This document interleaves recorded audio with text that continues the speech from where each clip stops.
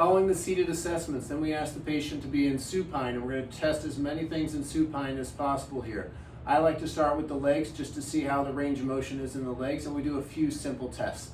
In later coursework, we're going to show you lots of tests you can do with the legs, but I'm going to show you some of the very basics for this course.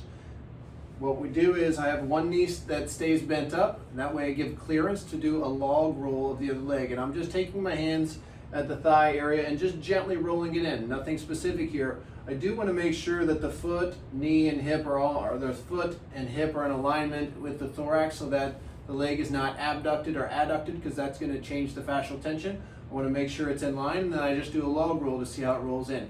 Gabe's left leg rolls in really well here. And then I just try to switch it up. I have him bend that one up and I do the other one.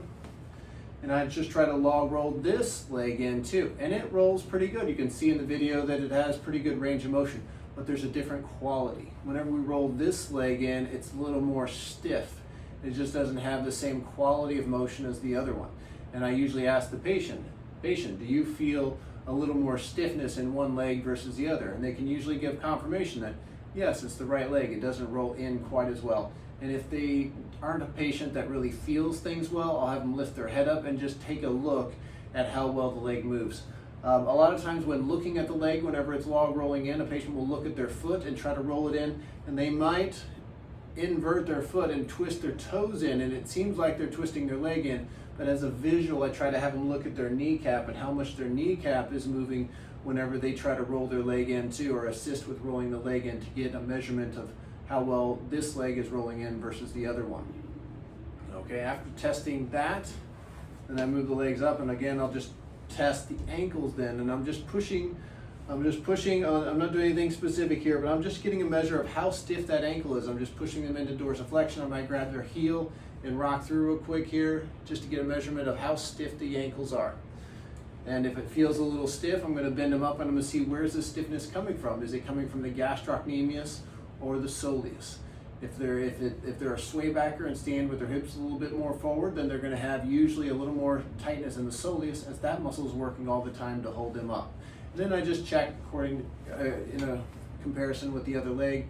I'm going to grab that heel, put it into an ankle lock, and just kind of roll it forward there to test the gastroc in that position. And if I wanted to bend them up, then I could test the soleus there. Just by having the knee bent a little bit just to assess that, and I'll palpate to see whether it's the gastroc or the soleus. One more test we can do from this position just to assess supine hip range of motion versus 90-90 degree range of motion is in this position.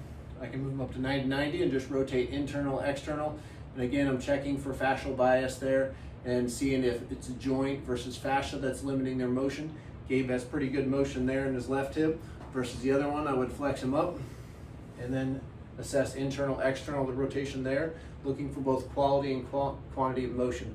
Why do we do both? If somebody is having more tightness and more of a supine position, that means that in the erect position standing up, that fascial bias is basically the same as when they're supine, so that's going to be influencing them more. And if they have more tightness in the 90-90 position, that indicates that more in a seated position or a squat, that fascial bias is going to be influencing their mechanics more. So it's good to have information on both positions.